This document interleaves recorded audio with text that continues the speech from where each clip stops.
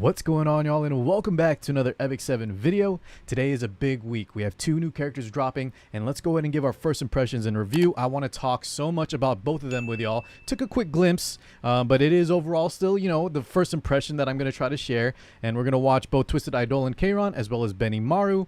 I might chop it up into 2 separate videos so that we have plenty of time to discuss because I have so many thoughts on both of them. And before we start, there is no chest password this time around, guys. Just open it up, get your free leaves in gold. You might see text saying like watch the stream, put in the password. There is none. I guess they just didn't care this time. So without further ado, let's go ahead and watch them. Alrighty, y'all got the video loaded up. Let's get into it.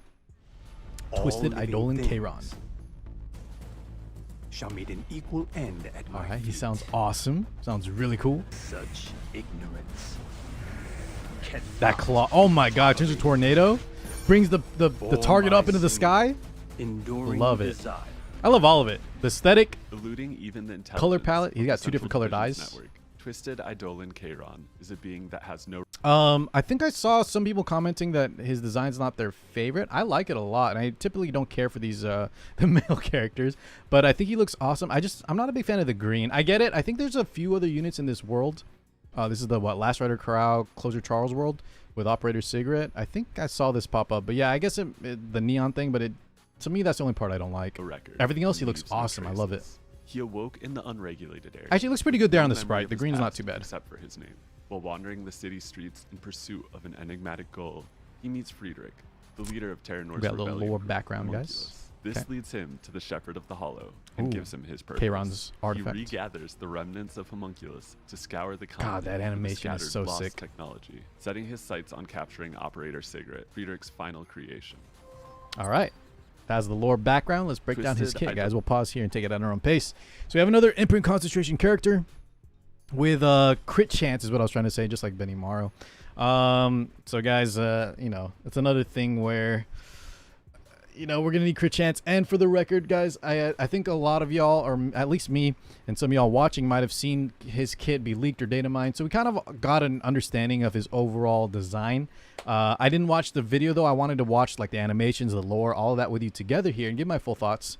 But I kind of understand his kit, and I'll just say here he does look to be a very stat hungry hero for multiple reasons, which we'll cover here soon. But the imprint concentration might be, I don't want to say mandatory ever, because one of my favorite things about Epic 7 is that imprints aren't mandatory, but it seems like Smilegate is pushing more and more for more crit chance imprints, more multiple copies, artifacts as well, and it's a little bit of a shame. Don't get me wrong, Epic 7 is still amazing compared to other games that I won't, maybe other games that have the word Eidolon in it, excuse me, or other games that require multiple characters to just promote, or multiple imprints, dupes to promote, but Epic 7 does well in that you don't need, even in competitive play, for the most part, you don't need like every unit triple S, but seems like they're pushing more and more for this to be, a big payoff. But anyways, let's keep moving on, guys, to the skill set. So we have here the Wandering Eidolon. At the start of a battle, at the end of the turn, adopts a counterattacking stance. Very cool. Love counterattacks. At the end of an enemy's turn, when the target has a buff, gains 10 fighting spirit. So we have a fighting spirit character that's kind of like what Remnant Violet in terms of how Remnant Violet procs his evasion at the start and at the end of every turn. So he'll always have that counterattack as long as he's not stripped or unbuffable. When fighting spirit is full, consumes all fighting spirit to increase combat readiness of the cast by 35% with more CR for 4, 7, 10, 15. So 50%, and he becomes enraged for 2 turns. The way his fighting spirit works though, guys, it says at the end of an enemy's turn when the target has a buff, so kind of like Landy, gains 10 fighting spirit, but it's only at the end of every enemy's turn. It's only 10 flat every single turn, so unless I'm missing something, that's 10 fighting spirit. He doesn't start with any. We need to wait 10 turns for him to get this enrage proc, so keep that in mind, guys. And we'll let's look at the animation here. I'm not sure what they'll show for the animation.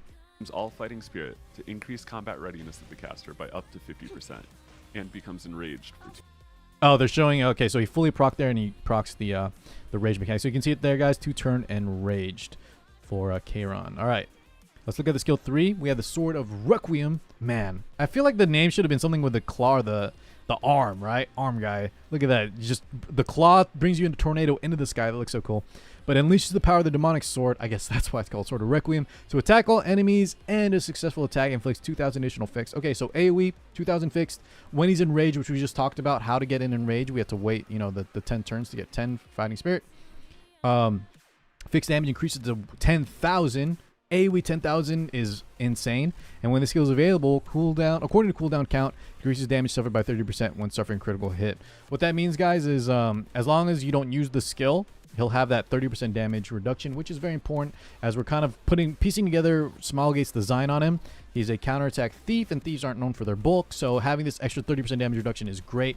We want to just sit still, hopefully proc some counters through AoE or if they focus him, and then eventually we'll get that big payoff when our opponent takes enough turns when we get a Fighting Spirit to land that AoE fixed damage 10,000. So we want to never use this if possible. We want to hold as long as possible to get that big payoff in the Enrage, and then we do 10,000 AoE fixed.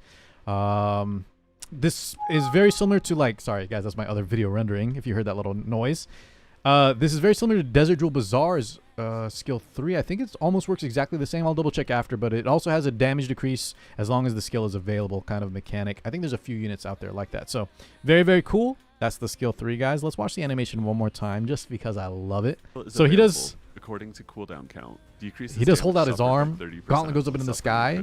Big tornado, cyclone. Damage reduction effect is granted. Big Only damage. The strongest effect is applied. Okay, look at that. Skill 1. All right, guys. So skill 1, and earlier when I was looking at the skills, I did notice GM said something very interesting. So I'm gonna pause and y'all need to take note of this. They don't write it here, which I feel like maybe they should or something. But anyways, you'll see what I'm talking about here soon enough. Sundering Slash attacks me with a sword. Damage dealt increases proportional to target's lost health.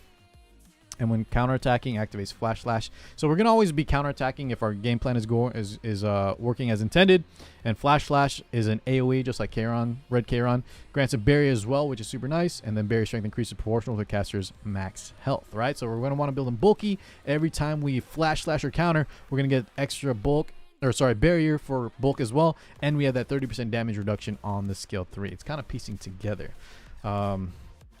So Soul Burn increases damage dealt as well. And when we watch the animation, guys, I'm going to pause and I'll show y'all something here that I caught just by chance earlier when I was scrolling through. I'm glad I saw it because I think if you guys scroll through the video, you might miss this kind of section, which is very important. Max health. He So there's the acquires one animation. soul when Flash Slash is activated, and uses a Sundering Slash when Dust Devil activates. Did you guys hear that, guys? When Dust Devil activates, which is a popular artifact on Red Kayron, who, after his buffs, which aren't super recent, but, you know, Red Kayron used to operate differently. Red Kayron now, a lot of people build him slow and counter, kind of similar to this Light Kayron with Dust Devil. And when Red Kayron procs his Dust Devil, he will AoE twice. They're saying here, though, when Twisted Eidolon Kayron counters, he'll just activate the Sundering Slash, which is just his normal single hit and not the AoE Flash Slash. So that is something very important. Dust Devil may not be the go-to, just like his counterpart Red Kayron. Consumed. Increases damage dealt. But there's the damage, 2,000 to 2,500 on every unit. A forgotten calamity of old, the harbinger of pandemonium. All right, Players idle will be able to animation. meet Twisted Eidolon Kayron Making through the some- Mystic Summon starting May Ooh, 11th. look at those glowing eyes. Thank The you. arm is also fully engulfed in flames. Alrighty, guys. So in closing, I like what Smilegate did here. He's not your typical thief. Counterattack, barriers, building him bulky. If you can see, your guys are using Christie to give him some more effect resist. I do think effect resist is going to be very important on him, as his whole game plan revolves around waiting enough turns to get the max fighting spirit and get that big AoE 10,000 fixed damage, right? In between then, you're going to be doing some counterattacks here and there. Which I don't imagine will do too much because you do need some bulk. Otherwise, you know, you might as well just run like a different style of unit. I want to see the health they put him on him here, but I think, wow, did they build him on injury on this one, guys? I think I see that. But anyways, I like his design, I like his kit, but I don't think that's going to be a lot of players' cup of tea. The fact that you have to wait so long, look how much fighting spirit he has, and you know, the match hasn't been going on too long yet, but you're gonna really want to sit there for as long as possible with these kind of tank down styles. And if that's not for you guys, then you know, Kayron may not feel that great overall, even when he's countering. Look at the counterattack damage beyond the 10,000 fixed. He's kind of tickling them, but it is interesting to try injury. I think I would definitely prefer like something like lifesteal, but hey, maybe that's going to be the best build for him overall. Now, my best scenario is if you're not sold, if you're not a huge Kayron fan, I think my suggestion would be wait to see if they buff him. Wait a couple weeks, see if there's any announcement on him receiving more buffs, kind of like Leica. They've done this with a few units in the past. I wouldn't be surprised based on if his reception is poor, if people think he's underpowered, if they're noticing no one's summoning for him, he might get those buffs.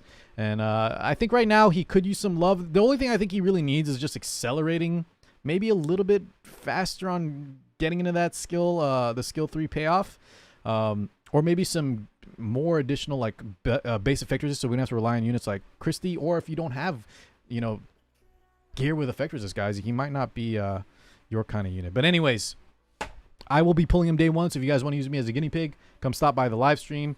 Just check that in the comments below, and I'll test. If he doesn't get buffed, then I'll let y'all know if he's good or not. But we'll see. I'm very on the fence on how he's going to perform overall, but I like the kit. Let me know what y'all think.